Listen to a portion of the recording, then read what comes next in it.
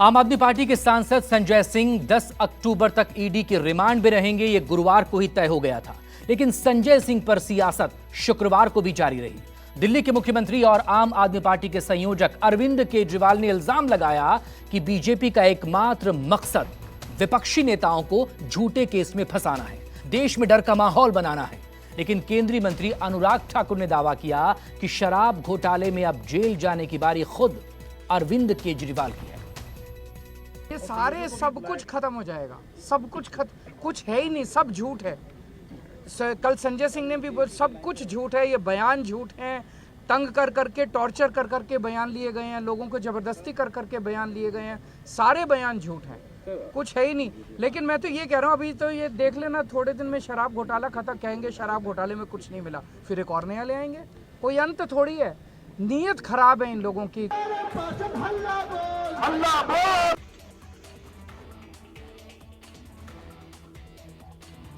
संजय सिंह की गिरफ्तारी से गुस्साए केजरीवाल ने शराब घोटाले को झूठ का पुलिंदा बता दिया। जेल में बंद मनीष सिसोदिया की जमानत पर सुनवाई के दौरान सुप्रीम कोर्ट के सवालों को भी दोहरा दिया। सुप्रीम कोर्ट की सुनवाई आप सब लोगों ने सुना कि ये पूरा शराब घोटाला भी फर्जी है। मैं तो शुरू से ही कह रहा था कि एक पैसे का कोई लेन देन नहीं हुआ। जज कल बार बार पूछते रहे, भाई कोई तो दिखाओ, एक पैसा तो दिखाओ, कहीं सबूत तो दिए। एक सबूत नहीं है इनके पास, एक सबूत नहीं है। तो पूरा का पूरा शराब घोटाला फर्जी है। थोड़े दिन के अंदर ये शराब घोटाला बंद हो जाएगा, एक और ले आएंगे। मतलब इनको पूरा टाइम, इनको केवल और केवल लोगों को एजेंसीज में और इन सारी जांचों में उलझा के रखना है। काम ना खुद कुछ काम करेंगे, ना लोगों को कुछ काम करने के लिए। केजरीवाल ने इल्जाम लगाया कि बीजेपी का एकमात्र मकसद विपक्षी नेताओं को झूठे केस में फंसाना है, देश में डर का माहौल बनाना है।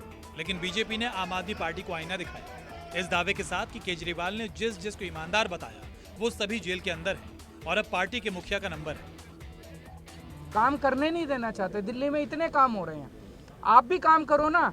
आपका बड़प्पन इस चीज में है कि केजरीवाल ने 1000 स्कूल बनाए, आप 2000 स्कूल बनाओ, आप 5000 स्कूल बनाओ। आपका इस चीज में बड़प्पन है। अगर हमने इतने मोहल्ला क्लिनिक बनाए, आप उससे 3 गुना बनाओ, इसमें बड़प्पन है। इसमें बड़प्पन थोड़ी है कि केजरीवाल ने 1000 स्कूल बनाए, अब और स्कूल नहीं बनाने देंगे इसको। केजरीवाल ने इसको अस्पताल बना दिए, अब और अस्पताल नहीं बनाने देंगे इसको। ये बड़प्पन थोड़ी है। ऐसे देश तरक्की थोड़ी करेगा।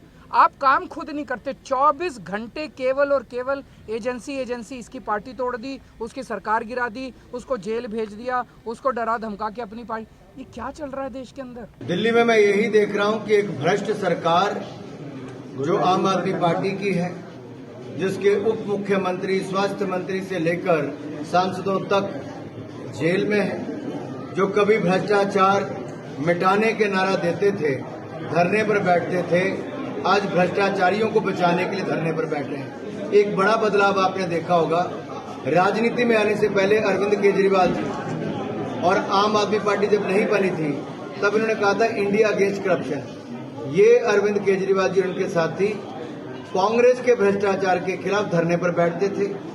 अब अरविंद केजरीवाल जी अपने भ्रष्ट साथियों को बचाने के लिए धरने पर बैठते हैं। यही बदलाव है। मैं प्रधानमंत्री नरेंद्र मोदी जी को बताना चाहती हूँ कि इंडिया अलायंस और आम आदमी पार्टी आपकी सीबीआई और ईडी की धमकियों से डरने वाली नहीं है। आप चाहे कितने रेड कर लीजिए, आप चाहे कितने नेताओं को अरेस्ट कर लीजिए, आने वाला लोकसभा चुनाव प्रधानमंत्री नरेंद्र मोदी जी आप हारने वाले हैं। इंडिया अलायंस आपके विरोध में देश के हर हिस्से में चुनाव लड़ेगी और हर हिस्से में आपको हराएगी। संजय सिंह की गिरफ्तारी को लेकर पूरा विपक्ष मोदी सरकार पर हमलावर है। हालांकि पंजाब में कांग्रेस नेता खैरा की गिरफ्तारी को लेकर दोनों पार्टियों के बीच तनातनी कायम है। लेकिन आम आदमी पार्टी को इस बात का यकीन है कि इंडिया गठबंधन बीजेपी से लड़ाई में उसका साथ जरूर निभाएगा, क्योंकि कईयों का नंबर आ चुका है, कईयों का नंबर आएगा। आतिशी ने क्रोनोलॉजी समझाई इस दावे के साथ कि बीजेपी इंडिया गठबंधन की ताकत से डर गई। जब से इंडिया अलायंस बनना शुरू हुआ, इन्हीं सारी पार्टियों के नेताओं पर एक के बाद एक सीबीआई की रेड हो रही है, ईडी की रेड हो रही है, इनकम टैक्स की रेड हो रही है। 16 जुलाई को समाजवादी पार्टी के अखिलेश यादव जी के यहां पर सीबीआई की रेड होती है। 20 जुलाई को शिवसेना उद्धव ठाकरे फैक्शन के सुजीत पाटकर के घर पर और उनसे जुड़ी हुई कई लोकेशंस पर ईडी की रेड होती है। सुजीत पाटकर को गिरफ्तार कर लिया जाता है। 26 सितंबर को ईडी की रेड होती है। 28 सितंबर को हेमंत सोरेन, झारखंड मुक्ति मोर्चा के नेता, जो भी एक इंडिया अलायंस का घटक दल है, उनके यहां पर ईडी की रेड होती है। तो ये पैटर्न क्या दिखा रहा है? ये दिखा रहा है कि प्रधानमंत्री नरेंद्र मोदी जी को इंडिया अलायंस से डर लगता है कि संजय सिंह जी के घर पर रेड होती है, 8 घंटे रेड चलती है, भ्रष्टाचार का 1 रुपया नहीं मिलता, लेकिन संजय सिंह जी को अरेस्ट कर लिया जाता है। कांग्रेस के नेता RM मंजूनाथ गौड़ा के घर पर और उनसे जुड़े हुए ऑफिसेस पर ईडी की रेड होती है। मैं अरविंद केजरीवाल से सिर्फ एक ही सवाल पूछना चाहता हूँ कि अगर ये शराब नीति ठीक थी तो वापस क्यों नहीं? अगर इसमें घोटाला नहीं था तो शराब नीति को चलने देते। आज उनको जांच एजेंसी के काम से तकलीफ हो रही है, लेकिन जब भ्रष्टाचार कर रहे थे, जब पैसा कमा रहे थे, उस समय उनको दिखाई नहीं दे रहा था कि उसका हश्र क्या होगा। जांच एजेंसी अपना काम कर रही है, उनको काम करने दीजिए।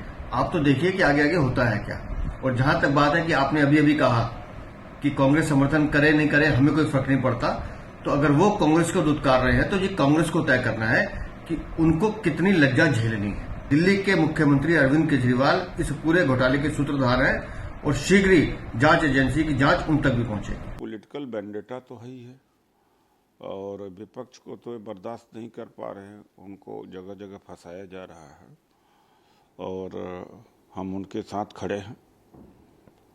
और लेकिन उसी समय ये देखा जाना चाहिए कि जो ओपी सोनी थे हमारे मिनिस्टर पंजाब में और सुखपाल खैरा, उनको भी गिरफ्तार किया गया। तो इसमें हम कंट्राडिक्शन देखते हैं। इस तरह से आम आदमी पार्टी को, कांग्रेस के नेताओं को बिना सबूत, बिना आधार 2015 के केस में गिरफ्तार किया, जबकि सुप्रीम कोर्ट ने भी राहत दिया है। फिर भी जो संजय सिंह के साथ में हो रहा है गलत है, मैं उसकी निंदा करता हूं, हम उनके साथ खड़े हैं। संजय सिंह की गिरफ्तारी को लेकर आम आदमी पार्टी बीजेपी पर आग बबूला है, तो बंगाल की सत्ताधारी टीएमसी भी राजभवन के सामने धरने पर बैठ गई है। इल्जाम ये कि केंद्र सरकार मनरेगा का बकाया पैसा नहीं दे रही और जिद ये कि जब तक राज्यपाल मुलाकात नहीं करते धरना जारी रहेगा। कोलकाता से मनोज पांडे के साथ दिव्या अग्रवाल, दिल्ली, न्यूज़ 24।